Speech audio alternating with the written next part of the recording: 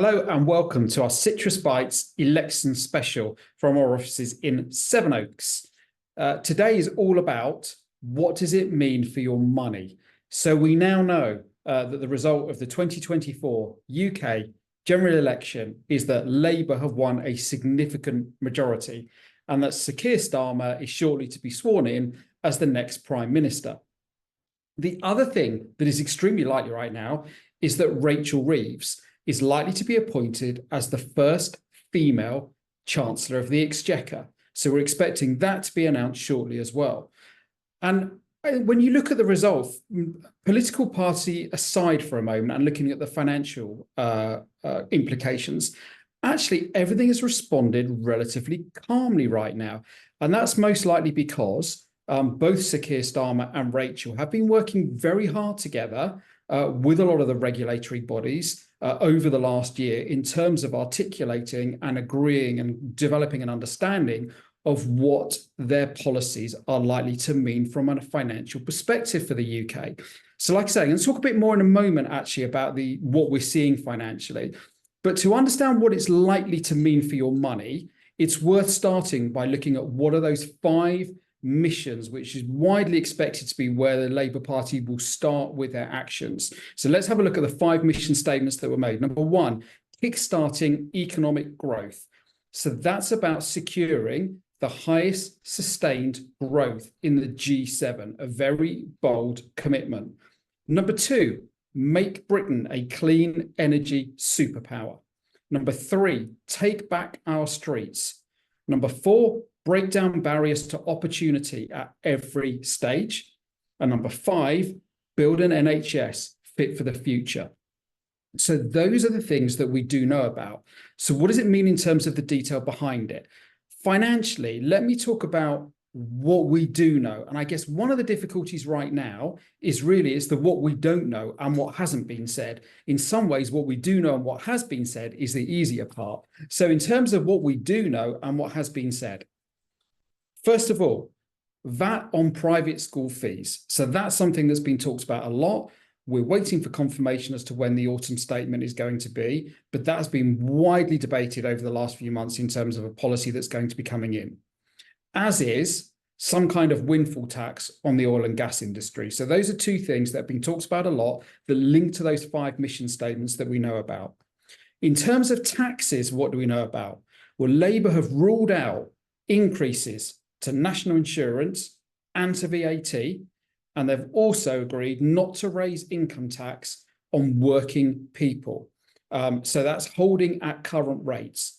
What hasn't been talked about, however, on income tax is what's been referred to as the fiscal drag. So this is about personal income tax thresholds, and they're due to remain frozen until April 2028. Again, so there's no news on whether there'll be any changes to that.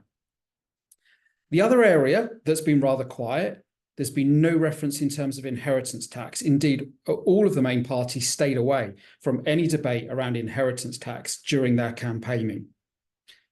Pensions. So what do we know about pensions?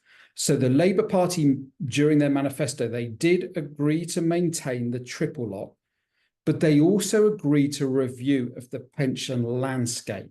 So that's very interesting and could be quite far-reaching, but that's all we know at the moment.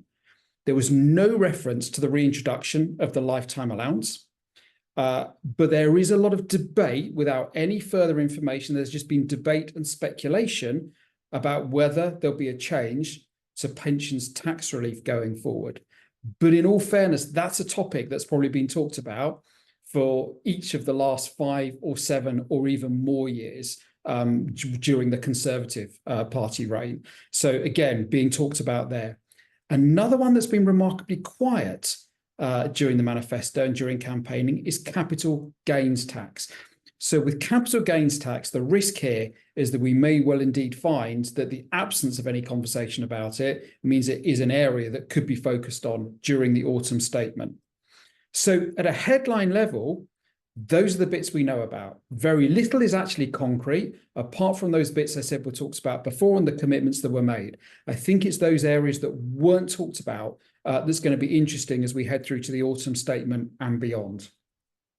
So just what has it actually meant then for the UK markets? What are we seeing? Well, I think I started this by saying, Sir Keir Starmer and Rachel Reeves have been talking for a long time now, over the last 12 months, to a lot of the relevant bodies about their fiscal policy. And therefore, no real surprise so far. Everything has been relatively stable. There's a lot of other things going on in the world. Apart from this. So you'd be aware, no doubt, a lot of debate around what's going on with the US election that's coming up shortly, with activity going on in the EU and the French election. So a lot of other things playing out. And actually, what we're seeing today is likely a result that this was heavily predicted to be the outcome. So in terms of the stock market, no real movement in the stock market, slightly up the UK stock market so far today. There's a slight variance in a few of the sectors worth picking up for a moment. Actually, so there's been quite a positive reaction from a number of the UK listed house builders.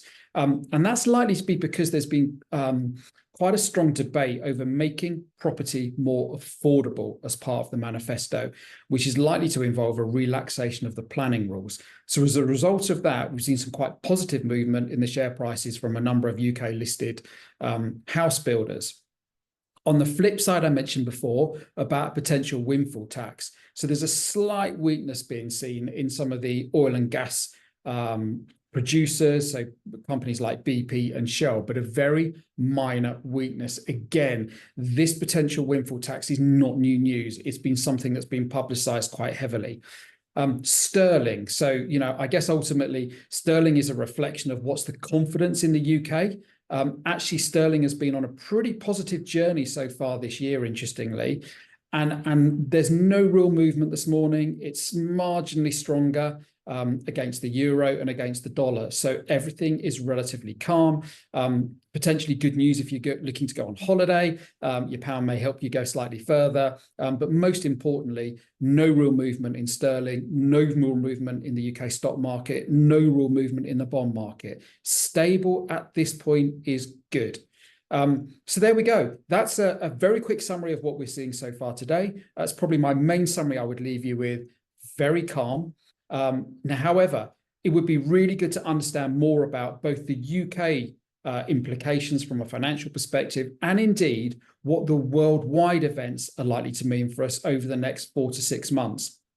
As a result of that, next week, I'm really looking forward to interviewing Lindsay James. So Lindsay is the investment strategist at Quilter, and I'm going to be asking her a lot more questions about what we might well see from a UK fiscal policy perspective and what the impacts of what we're seeing around the world might mean for the UK over the months ahead.